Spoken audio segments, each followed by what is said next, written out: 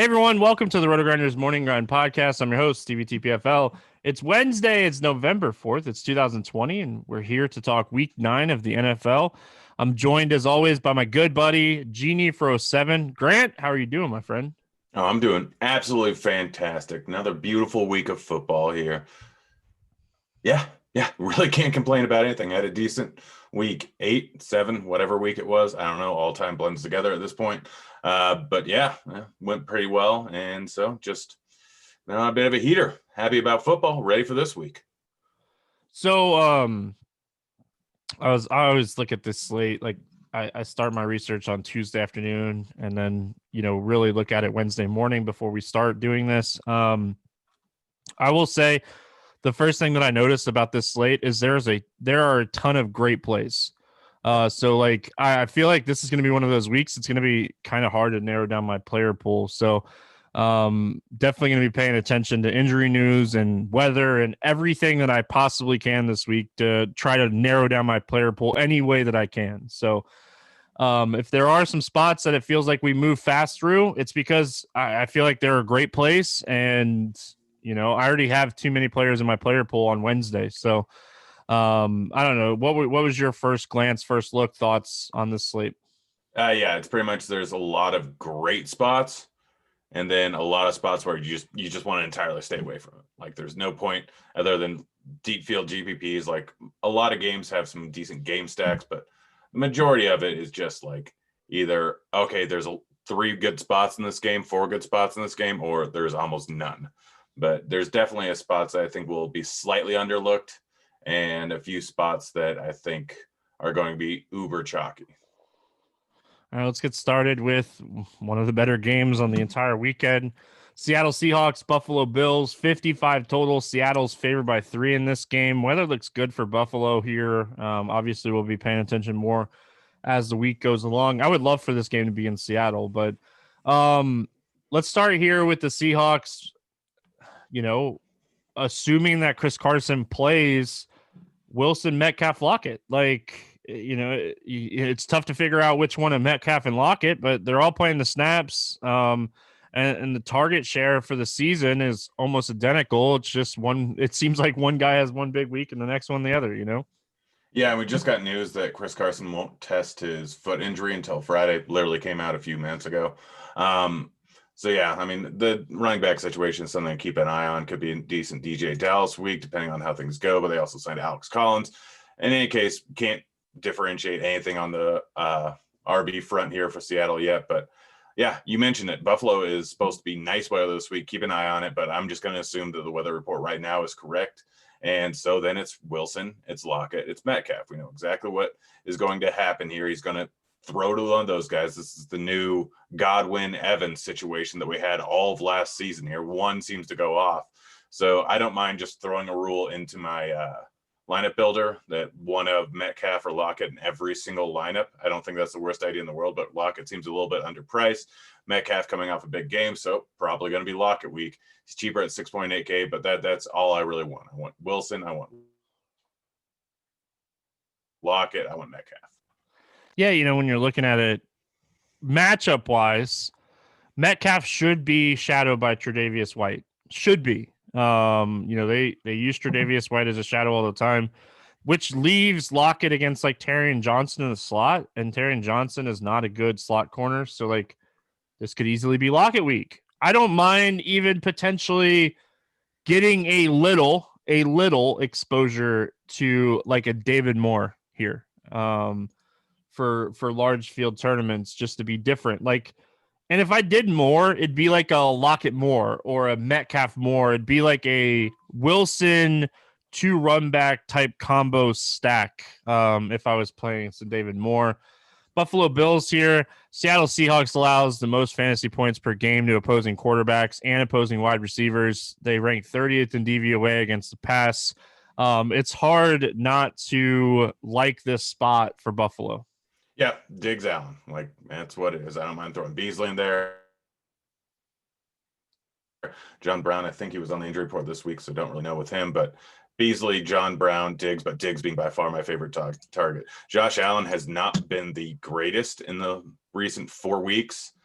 just hasn't played well. He had an off game versus the Jets, played two tough defenses in the Patriots and the Chiefs, where he didn't end up passing a ton. And then Tennessee was also obviously a tough matchup there. But I think that people are going to be a little bit lower on him than he should. He was playing absolutely fantastic. He's had some tough weather games recently, and this is just a spot where the weather looks really good over in Buffalo. So I really like Josh Allen. I really like Diggs. That's what I'm going to be going with almost entirely. Diggs hasn't had great weeks recently. And again, it's because of the matchup. It's because of Allen's lackluster play, but this is a spot where the weather should be very good, and Diggs could have another one of those weeks like he had week 2 versus Miami and put up a 30-point outing. I like both of them. Diggs is averaging about 10 targets per game on the season, so this is just a perfect spot for him going up against Seattle, and it's becoming a broken record. Every single week, the best stack is stack the Seattle game, and it kind of worked out last week if you include Garoppolo and Mullins together. So just because it didn't work out for Garoppolo last week, who's terrible, but gone for the season, doesn't mean it's not going to be the same. It's just the same every single week. Play Diggs, play Allen, and move on. Yeah, like obviously we're going to have to wait and see if John Brown plays. Doesn't look great. If John Brown sits, I think you can definitely bump up Beasley a little bit. But overall, like this is a Diggs spot. Like the running back situation is a mess. Zach Moss, a little bit more work last week. Singletary, a little bit more work before that. Like, I think Zach Moss is the better, running back as far as like the running game, and Singletary is the better catching back. So, but for me, it's Allen, it's Diggs. It's a great spot. And if Brown doesn't play, I definitely will have some Beasley, some Gabriel Davis type of lineups as well. So John Brown makes a difference here. Moving on, we got the Bears and the Titans, 46.5 total. Tennessee favored by 5.5. Like anything here for Chicago? Nope. Allen Robinson's fine. It's that simple. It's not a horrible matchup from a defensive standpoint, but Chicago's kind of a mess right now. If I'm going anything, it's probably Allen Robinson, maybe Mooney if I really need to save some money, but there's a lot of other guys that are a lot cheaper than they should be. So for me, like I'm probably staying away from Montgomery. I'm probably staying away from most everyone here. This is just going to be an ugly game. Yes, Tennessee plays at a decent pace, but they're going to be running the ball a lot. Chicago just doesn't look good recently and hasn't looked good for a while. I'm mostly just going to stay away. There's too many good games on this slate here. Yeah, Allen Robinson's fine. I think he's certainly someone you can look at here. Montgomery is like a 3-down back, but there's so many running back plays that I like more than him this week. That's like, I think the biggest issue with playing David Montgomery. So really, I'm with you. I think Allen Robinson's the only guy that I have interest in here. The Tennessee side of things, I don't really like anything here for Tennessee. Maybe Smith, like as a tight end play, but Corey Davis, I think is a little underpriced for his upside. But overall, like this isn't a spot that I love the Titans. Yeah, it's pretty much just Henry for me. He might go a little bit underowned. Anytime he's underowned, I end up playing him, and he's had touchdown in 5 straight games, had multiple touchdown games. Like this is not an easy matchup, so people aren't going to be on him, but he can go off for a huge game any given time. And it's come to that point in the season where he just starts to dominate for some reason. So November's here. Derrick Henry, if he's not going to be heavily owned, play him. If he's going to be heavily owned, probably fade him. Yeah. I don't know, man. It's crazy. Like I just don't love this spot for Henry, but I completely understand why you would play him. Low owned Derrick Henry with 2 touchdown upside is always in play. Lions and Vikings, 52.5 total here. Minnesota favored by 4 in this game. Let's start here with the Lions. Minnesota defense, I would say that they've gotten a little bit better, but it's more getting better against the run. Like this defensive line kind of stinks. And honestly, like they're allowing a ton of fantasy points to the passing game in general. Kenny Golladay not going to play. Marvin Jones, Marvin Hall, Danny Amendola, Hawkinson. Like, what do we like here, Grant? I think my favorite one is probably Marvin Hall. I'm guessing that this is going to be a very chalky Marvin Jones week, and we saw what happened earlier on the year with Golladay out and how Marvin Jones ended up doing. Yes, he had a 2 touchdown week last week, but that just happened to be circumstantial. He only got 7 targets, only had 3 receptions, 39 yards. He hasn't broken 100 yards all season long, even though Galladay's been out for a lot of it. But Marvin Hall and Danny Amendola are sitting there at 3.8 and 3.7K. Marvin Hall had a decent amount of targets last game with 7. I think this is a great spot for Marvin Hall at his price tag and to get a little bit different from going off of Marvin Jones. You can stack up this game very well. Like you said, Minnesota's been bad versus the passing game and a lot more improved versus the running game. They were one of the worst rushing defenses in the league at the beginning of the season, but they've turned that around a little bit. It just happened to be an outlier. Over the last 4 weeks, most points given up to a quarterback, 5th most points given up to tight ends, 6th most points given up to wide receivers. So that plays out perfectly to Stafford. They're a 4-point dog, which means he's probably going to be throwing the ball a bit more. Play Stafford, play Marvin Hall, play Amendola, play Hawkinson. Marvin Jones is a guy that I'm going to be fading based on where I think his ownership is going to be at right now, which is very high. If he's going to come in at lower ownership, fine, throw him in there. I'm not saying that he's not projected to be a decent play. He's projected to be one of the better plays on the weekend, but it's just when ownership is like that, and he hasn't shown a ton of upside this season with Marvin Hall coming in, being a little bit better, and Amendola with the ability to steal a ton of targets. I think that it's a perfect spot to just fade Jones and go with all the other passing pieces for not a lot of money. Yeah, I'm with you on that. I don't think I'll end up fading Marvin Jones. I'll have some exposure to him, but I like the Marvin Hall price. I like Hawkinson. I think Hawkinson's a great pivot here. Like, this is a team that has really struggled against tight ends. Hawkinson had 10 targets last week. He's getting red zone looks. His high end targets have been a thing. So I think he is certainly someone that can score a touchdown, and a pivot off of like Kelsey or a Waller or some of these guys that could potentially be popular this week. So the Minnesota side of things, Detroit can't stop running backs, and Dalvin Cook's one of the best running backs in the league. Coming back from injury, had 30 rushing attempts. Like, Dalvin Cook is a top end, top 3 running back on this slate. So what are your thoughts here on Minnesota? Yeah, no. Detroit giving up the 2nd most points to opposing running backs. They're a favorite. Cook's going to get the volume. 30 rushing attempts the last game. Had multiple games over 20 rushing attempts. Being targeted a decent amount here. He's the main guy I'm going with. I don't think I'm going to trust any of the wide receivers. I don't have a problem playing Thielen or Jefferson. Jefferson's price is getting up there a bit, so I just think that this is a Dalvin Cook spot here. I have to wait and see where ownership's going to be, but with his price tag being at 8.2K, some people might shy away from him a little bit, even after his massive game last week. Going to wait and see where things go.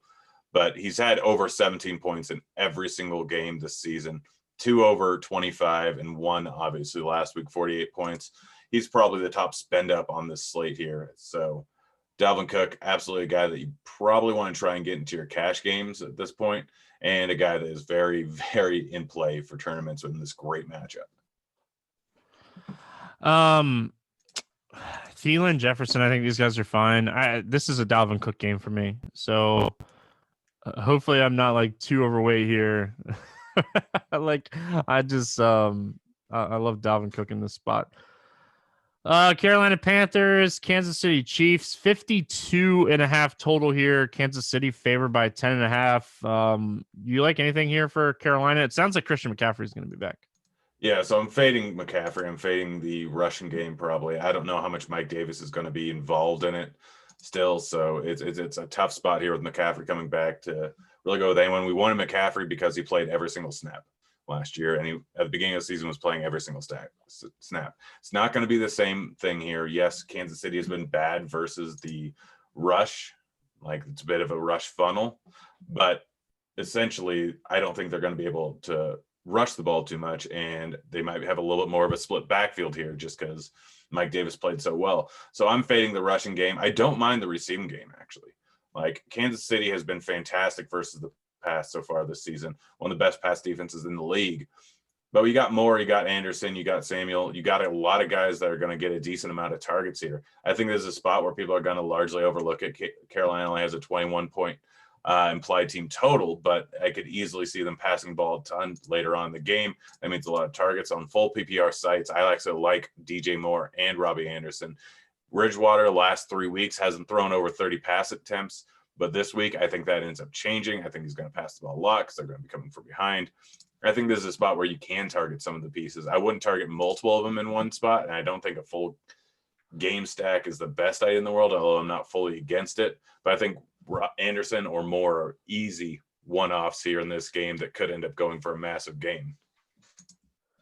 Yeah, more Anderson. I think Christian McCaffrey is just too expensive for not knowing, like, all the unknowns of paying $8,500 for a running back when we have so many great running backs on the slate. Like, if you're playing season long and you have Christian McCaffrey on your team, you're playing him. Like, it's no question about that. It's just we play a salary cap format, and in salary cap formats, it's tough. Like, um, I did some underdog drafts earlier this like yesterday, last night, while I was watching all the election stuff.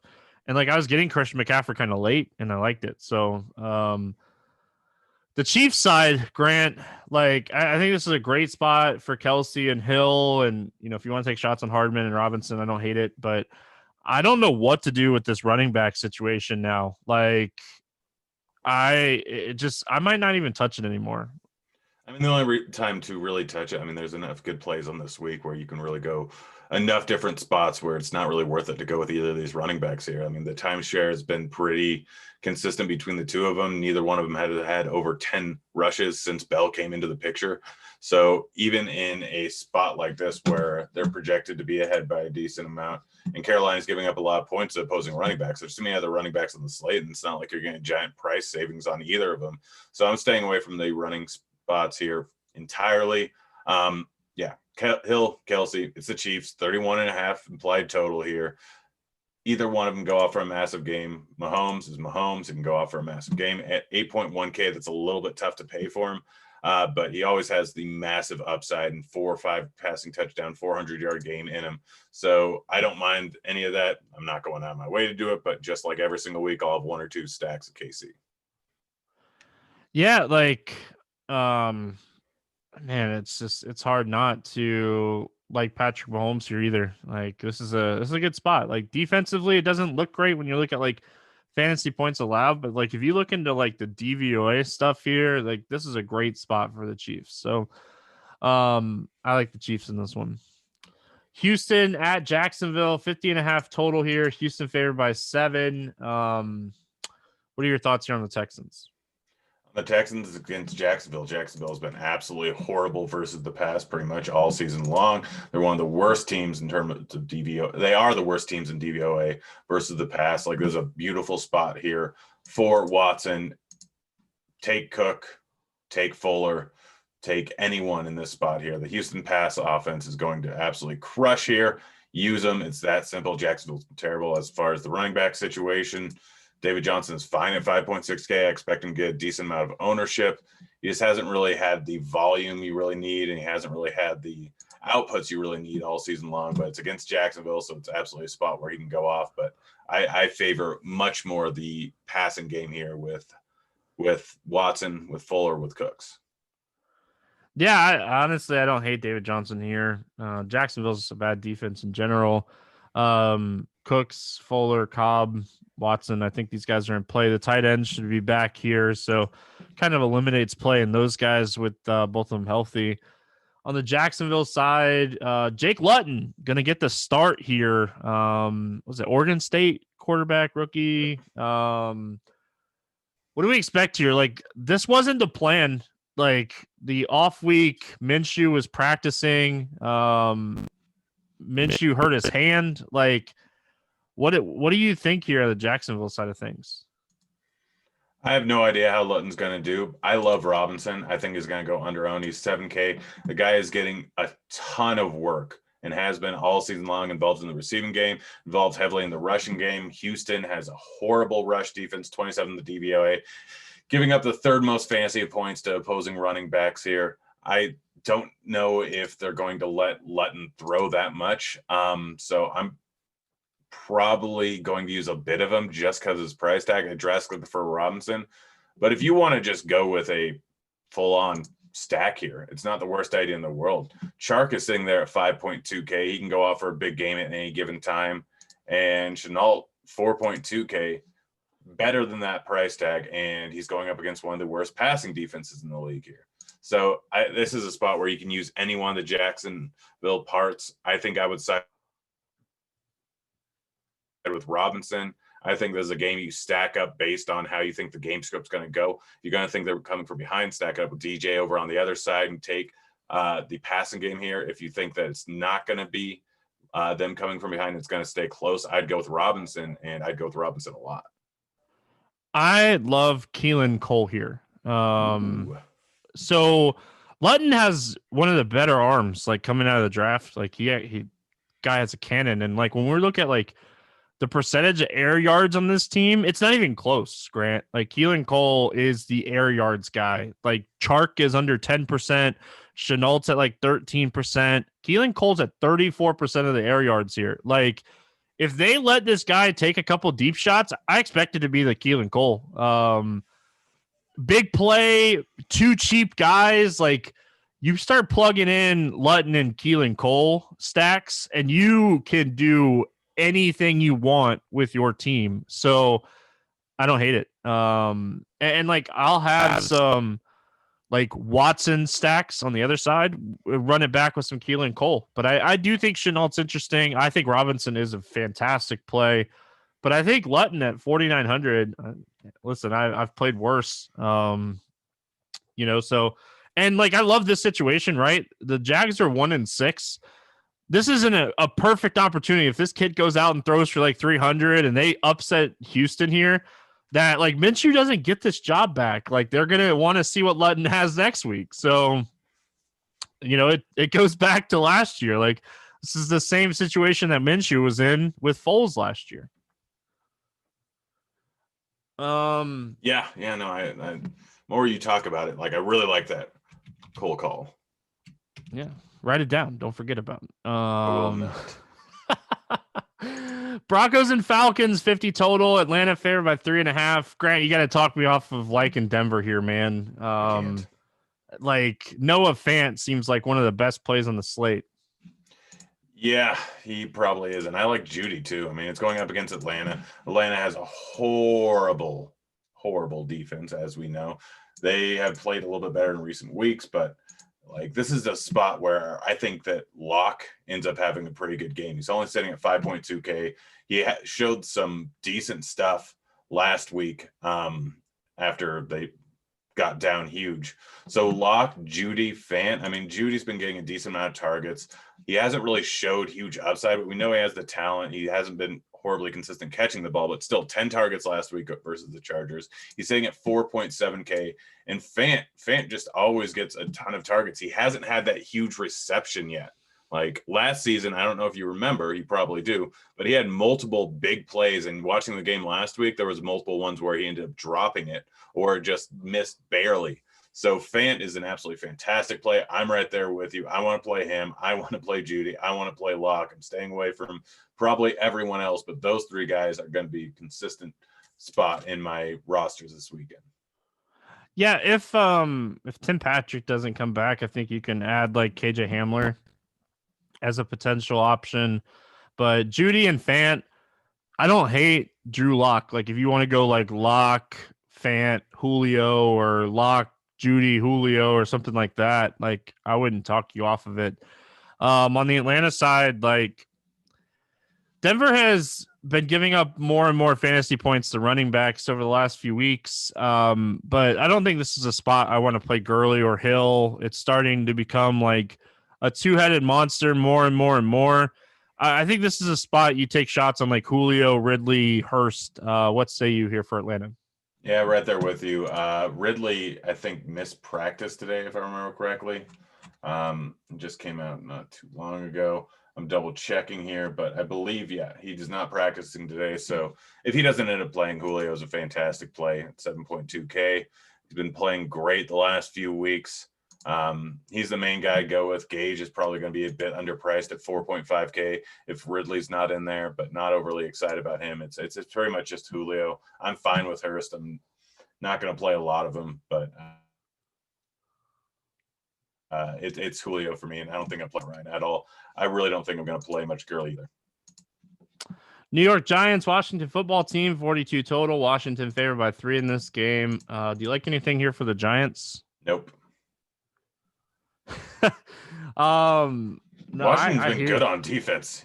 Yeah, like this is a game like I don't want to be like super quick here, but this is a game I just don't love. I think if you're playing anything from the Giants, it's like Evan Ingram, 19 targets over the last 2 games. Like Sterling Shepard has 18 targets over the last 2 games. Like those guys, that's it, really. On the Washington side, I could see, taking shots on McLaurin coming off of a bye. I think Allen will have a little bit more time with this offense now, so I don't hate McLaurin here. I really like McLovin. He's going to get 10 plus targets. His price tag 6.5K, like has big upside, doesn't have a ton of downside. Giants have not been great against opposing wide receivers, have not been great versus the pass. McLovin is a great play here, and that's really all you want from this entire game. Yeah. Antonio Gibson's a guy that I always have in like my player pool, but not this week. Like I love so many running backs this week. He's not going to make the cut for me this week. Yeah. Las Vegas Raiders, Los Angeles Chargers, 53 total here. Chargers favored by 1 in this game. How the tides have turned so much for the Chargers since like Herbert has taken over here. What do you like here for the Raiders? Jacobs mostly. Jacobs Waller. Like, I don't really want to trust any of this passing game, any of these wide receivers. Like, I know Aguilar has been doing a bunch, but he had an off game, obviously, versus Cleveland because of the weather. I don't hate Aguilar, but really it's just Jacobs and it's Waller. It's that simple. The Chargers have been decent versus the run, but not great.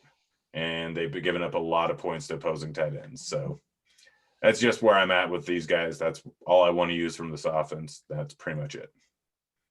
I love the over in this game. So, like, when I'm looking at this game as a whole, I want to get stacks. So, like, I don't want to sit here and say I'm not going to have any, like, Ruggs or Aguilar, but mostly looking at Jacobs and Waller here. Like, I will probably have a lot of Herbert, Allen, Waller stacks. That's kind of how I want to approach this one. I love this game. Let's talk about the Chargers side. Grant already kind of talked about it. Like, how do you not love Keenan Allen at this point? Like, he's one of the most consistent receivers. He has a 30% target share on the season. He's playing 86% of the snaps. Like, this guy is just, you're playing him. Yeah, I mean, he's my most owned player this entire season, and it's not remotely close. Like, I've almost locked in Keenan Allen every single week, and this is going to be no different. It's going up against the Raiders. The Las Vegas Raiders didn't mess that up. It's going to be a fairly high-scoring game. By the way, it was hilarious. As soon as I saw the Broncos score last week, and I immediately hit pounded the money line and the Broncos plus 14. And Chargers keep doing what they're going to do. So if you're watching the game, Chargers are probably going to be at 14 points to begin the fourth. Just hammer the Raiders line. The Raiders win this scoring 21 points in the fourth quarter, just so you all know it's going to happen like it does every single week. But yeah, right there with you with Herbert, Allen. I like Henry here. It's not a great spot, but the Raiders have been a little bit worse versus the tight end over the last 4 weeks, giving up the second most points. I think that he's a decent guy to go with at 4K. He's going a little bit underpriced because he hasn't performed as well as he should, but the touchdowns haven't been there yet. I think there's a spot where he ends up with a touchdown. So a little bit underpriced, but Allen is absolutely one of my favorite plays on the entire slate, as he is every single week. He's going to do well here. Allen, Herbert, Henry are the 3 guys I'm going with. If you want to go with Mike Williams, that's fine, but I think last week was a little bit of an aberration with how well he did. Allen is his go-to guy, and it was just a weird situation where Mike Williams had a better game. He focuses in on Allen a lot more. So I'm not playing Mike Williams. It's Henry, it's Allen, it's Herbert for me. Now, if you want to get off of Allen and like just make your Charger stacks different, I think that's when you could take a shot on Williams. He's cheap enough that if he scores a touchdown and gets, 6 catches, he could definitely be there. I don't even hate Justin Jackson here. Like the Charger or the Raiders, Las Vegas Raiders, have really struggled against the run. So if you want to be different with Chargers and you want to go Jackson, and you want to play like a car stack with Waller or something, like I think that's in the cards too. Steelers and Cowboys, 41.5 total. Pittsburgh favored by 14. Listen, they're going to smash the boys here. They are. It's no question. It's just really like they have a 27-point implied team total, and I think they're going to be a little lower owned, Grant, just because everybody expects this game to be a massive blowout. Like, how are you approaching Pittsburgh here? I'm going to play a decent amount of Connor. Johnson, Claypool, Juju, any of them can have a decent game. Ebron can have a decent game. But just with how everything's going to go here, I think that it's going to end up being Connor just hammering the ball later on in the game. Dallas has not been good versus the run this season, 29th in DVOA. They're going to not be on the field a ton going up against the Steelers defense. This is going to be an absolute rout. It's James Conner is a fantastic play here, and I'm staying away from the wide receivers just because I think this is going to be a blowout. But it's Connor, and it's the Pittsburgh defense if you want to pay up. I haven't even looked at pricing for defense, but I'm fairly certain that they're probably they're $1,200 more than the next defense. They're $4,900 on DraftKings. Let's be honest. There's a decent chance that ends up in the Millie Maker lineup. Yeah, like they're going to be lower owned just because they're so expensive. You're going to get like $4,900 for a defense, Grant. Like that's like the same price as Andrews and Noah Fant. I still want to say it's worth it.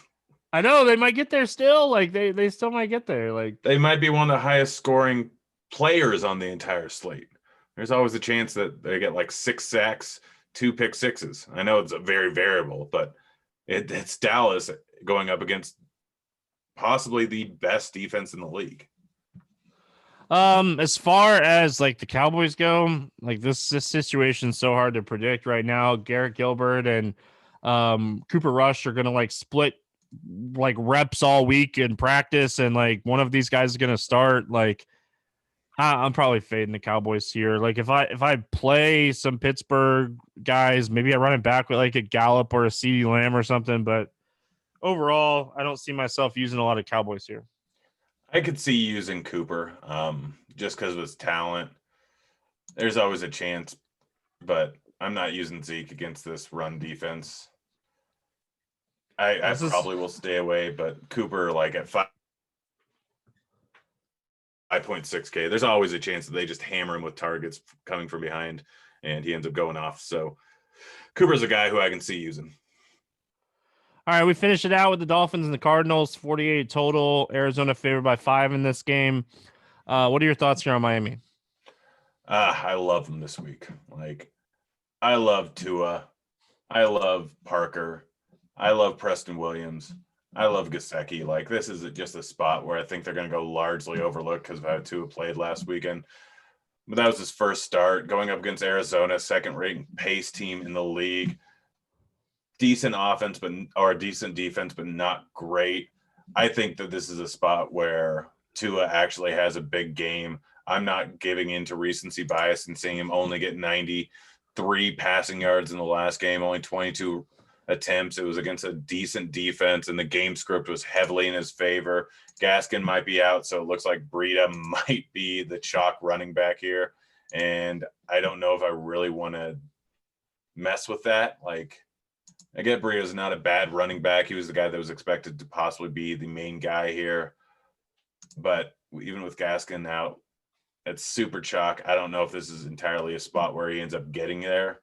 So I'm targeting the passing game because I know people are going to be on Breida. It's a nice leverage play. Play Gesicki, play Parker, play Preston Williams, and win money. Yeah, like, honestly, Breida missed practice on Wednesday, too. That came out right before we started the podcast. So, like, this could be a situation that they have to rely on Tua throwing the ball a little bit more against a very fast-paced Arizona team. So, like, I wouldn't be shocked if we see, like, 35 passing attempts here for Tua, which is a huge difference. And I wouldn't be surprised if we have more. Yeah, like you said it. Like, last week, you know, game script-wise, Miami scored a defensive touchdown, got a stop, and then ran a punt back like in the matter of like 5 to 10 minutes. So this is a spot that I think Tua is going to have to throw the ball more. And then like on the Arizona side of things, like Chase Edmonds against Miami defense. Miami defense has been playing better against the pass like here recently, but they still rank last in DVOA against the run. And Chase Edmonds with Kenyon Drake not expected to play, like this is just the spot we've been waiting for Chase Edmonds. Chase Edmonds is my favorite raw points play on the entire slate. Like, is he going to be chalky? I have to assume he's probably going to be. Yeah. Like we saw what Drake did the last few weeks of the season, being the workhorse back in this offense. He was the top running back the last 4 weeks of the season, 3 weeks of the season, whatever it was last year. Like Edmonds is getting a ton of pass game work. Edmonds is going to get all the rushes. Edmonds is too cheap at 6.8K. Like if we're talking raw points, I may take him over Dalvin Cook. I would take him over James Robinson. I would take him possibly over anyone on this entire slate. I am that high on Edmonds. Not a lot of ways he ends up failing. You're right. Miami's rush defense is terrible. Game script is good here. Edmonds, I don't care how chalky he's going to be. I might go 100% Edmonds this weekend. Listen, I'm not gonna certainly talk you off of it. I think this is a fantastic spot to play him. So, yeah, I don't really have much to add. Like DeAndre Hopkins always in play. Arizona coming off of a bye, so maybe a little bit fresher here. Christian Kirk, a lot of targets, a lot of routes run here recently. I think he's certainly an option too. I think Kyler Murray's, definitely the guy we like kind of skipped over Murray because we like Edmonds so much, but I think Kyler Murray is in play. 7,800 when Russell Wilson 7,600 seems like a lot though, for what it's worth, just throwing that out there. Anything else from this one, Grant? No, I'm probably fading the passing game. Just like it may end up killing me. I get the leverage spot, but full on Chase Edmonds this week. Not going to argue. Let's play the morning grind game and then we'll get out of here. Give me a quarterback to throw for 300 plus yards here. Josh Allen. I like it. Yeah, it's. I'm not going to argue with that one. Give me under the radar Derek Carr. Give me a low-owned running back to score a touchdown. Oh gosh, that's tough. It's so tough this early on the week to figure out ownership, but I honestly don't know. You got someone in mind yet? It's the guy that I was gonna say. I don't think he'll be low owned. I don't think David Johnson to be low owned. So give me Justin Jackson. Do you think James Conner will be low owned? Maybe. Either him or. Yeah, I'm just going David Johnson. We don't have ownership. Give me a quarterback wide receiver stack for a touchdown. I'm going to go with DJ Moore, Teddy Bridgewater. All right, I like it. I'm going to go a little off the board here and go Stafford Hall. I like that. Wide receiver for 8+ targets. McLaurin. I'm going to take Keenan Allen. Yeah, that was the easy one. I left it for you, sir. Tight end for a touchdown. I'll give you Fant. I'll take Hunter Henry. I am definitely going to take Fant. Like I said, I think he's my favorite tight end playing. And then give me a defense that's going to score 10+ points, not Pittsburgh Steelers. All right. Gosh, this is a little bit of a tough one here. I guess I'm going to go Titans. Let's see. I'm going to go with the New York Giants. Like I don't love it, but they're cheap. So I hope they score more than 10 points. Grant, any final thoughts before we get out of here? Lock in Keenan Allen, lock in Chase Edmonds. I don't care what the ownership is. All right. Well, Grant, we'll see you guys next week. I won't be here the next couple weeks. So it'll be fun. And, hope you guys have a great week 9. Good luck in your contest, and we'll see you guys again next week. Hey, kids.